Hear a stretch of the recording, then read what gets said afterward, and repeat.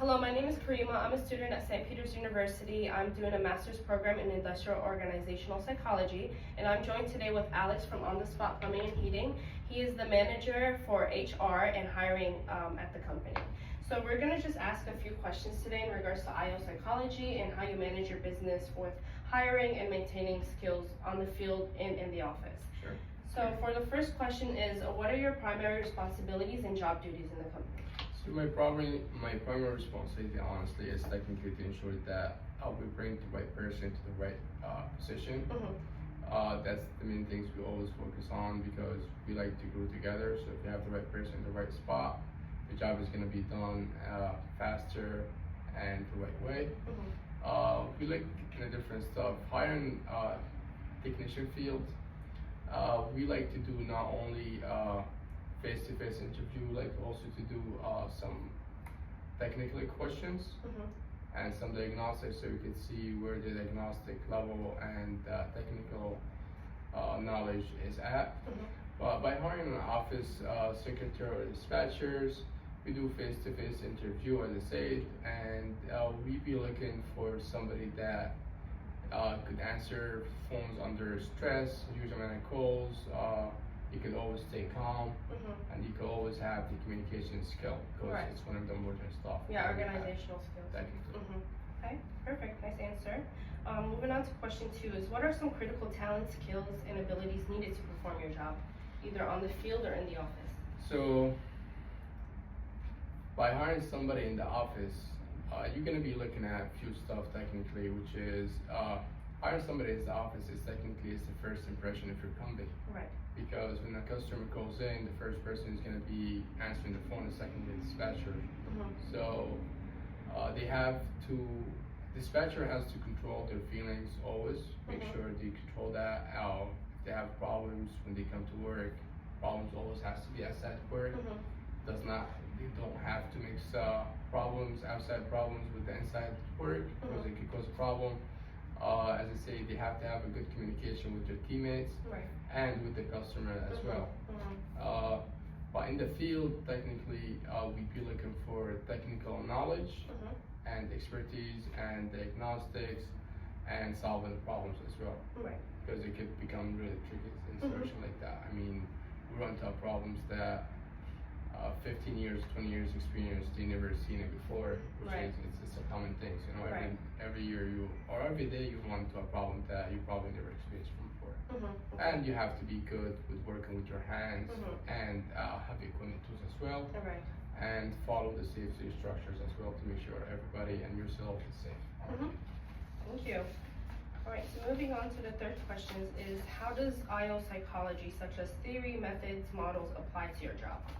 So IO psychology technically plays a big role in our HR process by helping us hiring the right person to the right position, and employment management strategies as well. Okay, we'd be looking for through the job analysis and competency modeling. Okay, we ensure that both our fields and office staff meet the necessary skills and requirements as well. Okay.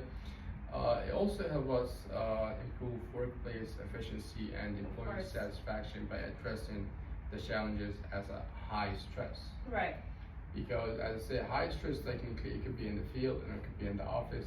Mainly it's in the office because dispatchers, they could go through a huge amount of calls, angry or upset customers. So they know how to handle these situations and smoothly. Perfect.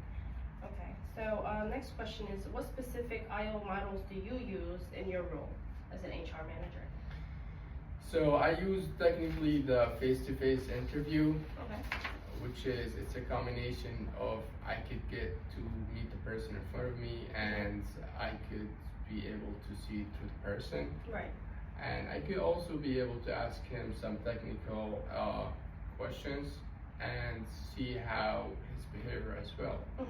Because you have to hire technically the right person. You get a look at it all the way around, from technical, behavioral, and the way he reacts to stuff. This is the biggest important things. These questions technically help us pick the right and the best technician that we are looking for, the candidate. it, depends on the position, and also have the ability to solve problems as well Yeah. in the real world, and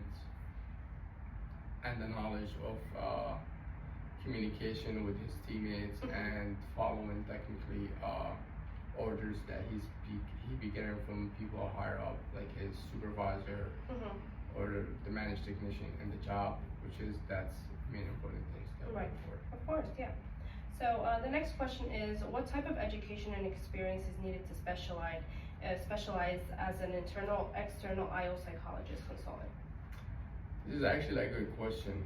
I mean, some people they actually just go for an associate degree, and they have that kind of personality, which is really good. It helps them get the job because it's like they like perfect for this job. Right. You know? So they could just take a shortcut associate degree with their personality and experience. It helps them get the job. Right. So But the way- personality can play a role rather than does. the degree. It Okay. does. Some people they decide to go with master or bachelor degrees, which is it's also a good way to go that ways. But I highly recommend, even though if you go for a master or bachelor degrees, you could do internship by an office, so you could just see what's the real world and how you handle stuff.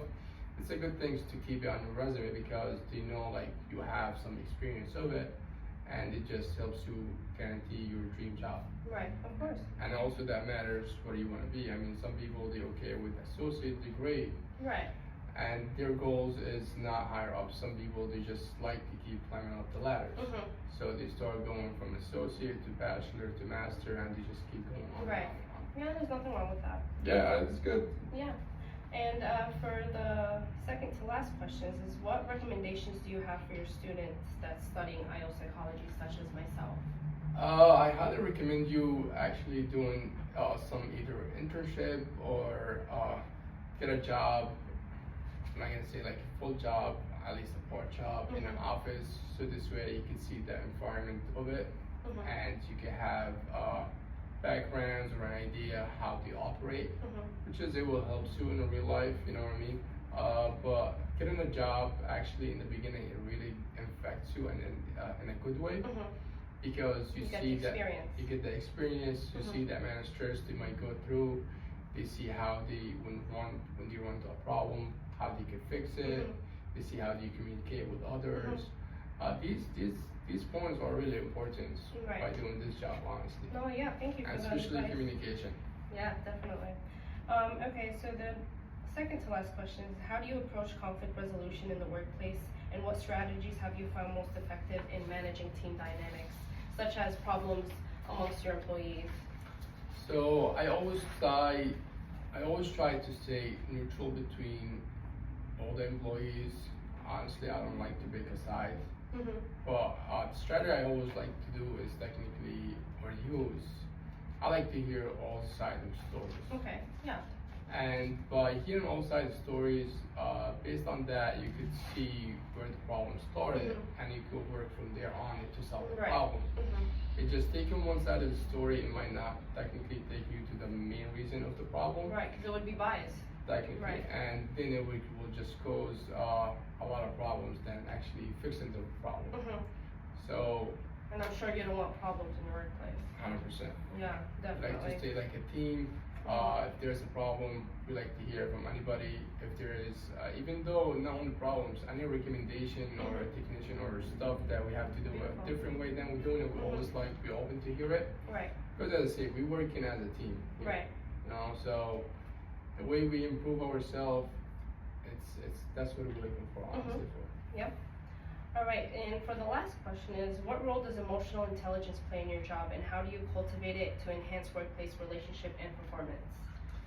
So emotional intelligence plays a huge role in my job, honestly, because it helps me manage both of my emotions and my teams as well. You have to know to control your emotions. Number one, because it could cause a lot of problems. And you have to also be aware of others, how they feel about certain stuff. I mean, it might not sound upsetting to you, but it might sound to somebody else. So whatever you do or whatever you say, you always have to let's put your shoes in other people. Mhm. Put yourself in other people's shoes so you Right. can understand how they feel, all that stuff. Mhm. So I think it's very important to know how people feels Right. and their Be emotions. empathetic. Mhm. Yeah, and just and whenever they have comments about something, just don't take it personal. Right. Yeah. Because for you it might be okay, but for somebody else it might just Right. be And work isn't personal. Work has to be Technically. professional. technically. Right. All right. Perfect. I want to thank you for your time. I appreciate all problem. your insights. It's been great learning from an HR manager as a future HR manager myself. And I hope we can build on this relationship. Definitely. Thank you and very I wish much. you the best of luck in Thank your you. career.